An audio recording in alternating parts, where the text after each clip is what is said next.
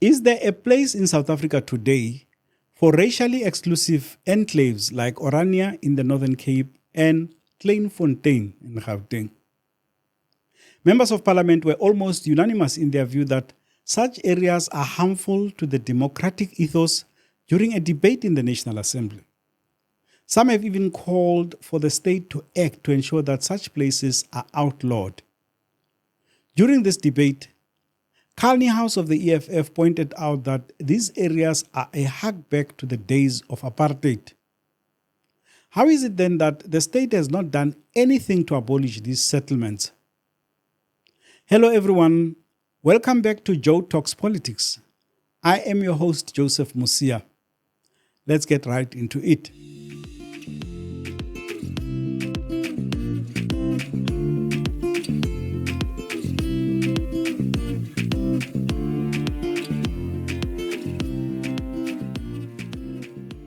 I must state for the record that I find the idea of a racially exclusive settlement in any part of South Africa reprehensible.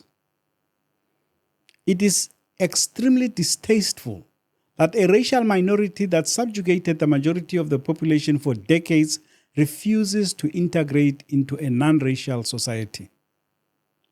I sympathize with these sentiments by EFF MP Niehaus on the matter. These enclaves strike at the heart of our vision for a united, non-racial South Africa. They are a direct assault on the dream forged in the blood and sacrifice of our liberation heroes. A dream of a nation where all citizens, regardless of race, build a shared future. Orania, Kleinfotein, and their kind reject this vision outright. They enforce policies that bar Black South Africans from living or even setting foot in their spaces, creating islands of white supremacy that mock our constitution and unravel the fabric of our society. This is not a passive choice. It is an active, calculated attack on nation building, a deliberate attempt to entrench racial division and undermine the social cohesion we have all fought so hard to nurture. My wish is for all South Africans, black and white, to come together and work towards a prosperous and united South Africa. But that is my wish. The issue of Orania and Kleinfotein, though, has very little to do with noble wishes. To the many South Africans who are affronted by this notion, I have bad news for you. While your leaders were concerned about the keys to the union buildings, others were busy preparing for this very moment. They were able to convince the ANC that the only way they were going to attain power was to allow them to establish areas within the country where only they could live. Section 235 of the South African Constitution acknowledges the right of any community sharing a common cultural and language heritage to self-determination within the framework of the South African people's right to self-determination.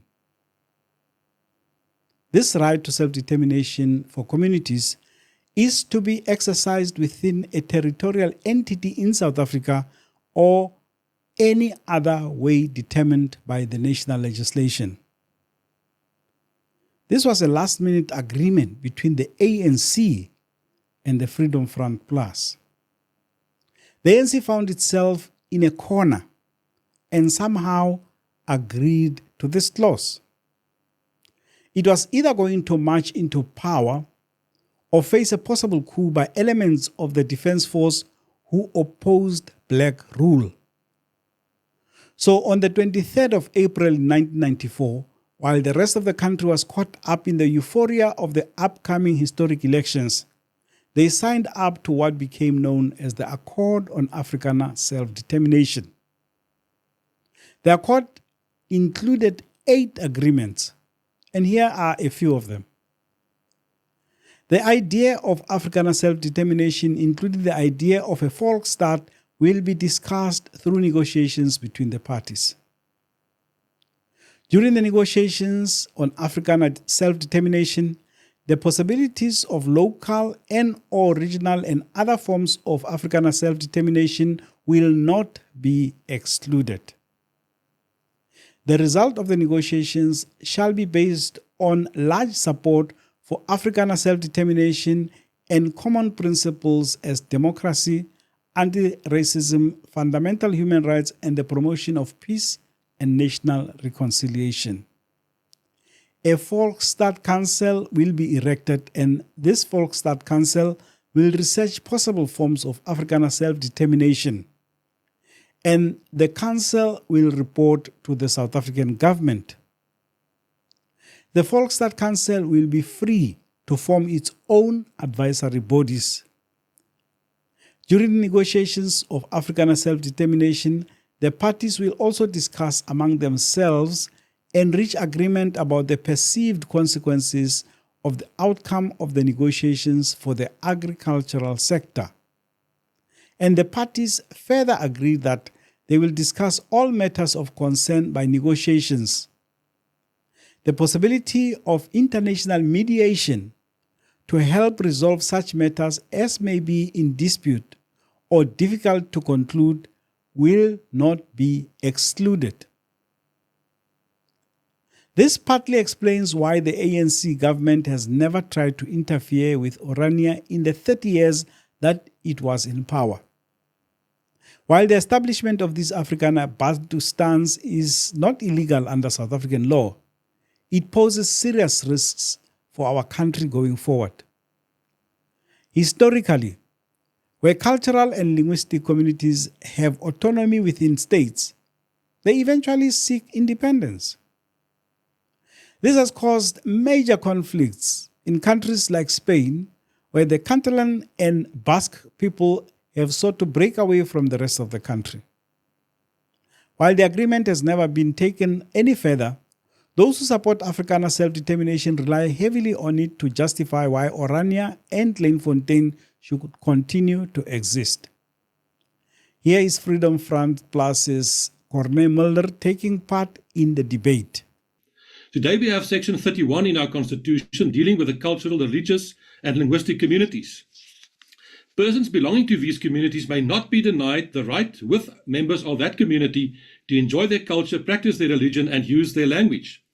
Section 235 of the Constitution deals with self-determination and clearly recognizes the right of any community sharing a common cultural language heritage within a territorial entity in the Republic or in any other way. This is exactly what Orania and Kleinfotein is doing. Self-reliant, productive, sustainable communities that places no financial burden on the state. Orania en Kleinfotein en alle ander Afrikaners is hier om te bly. Ons gaan nêrens en ons het nie julle toestemming daarvoor nodig nie. What the rest of the country needs to be on the lookout for is that having succeeded in establishing these small communities, those who want to establish an Afrikaner Volksstaat will push for even larger territory, as Mulder and his group have already shown with their call for Western Cape independence. It could end up being a bargaining tool later when their powerful allies like Donald Trump and Elon Musk lean on our government. If you enjoyed this episode, please don't forget to like, comment, or share it. And if you are not yet a subscriber, please consider doing so. See you in the next one.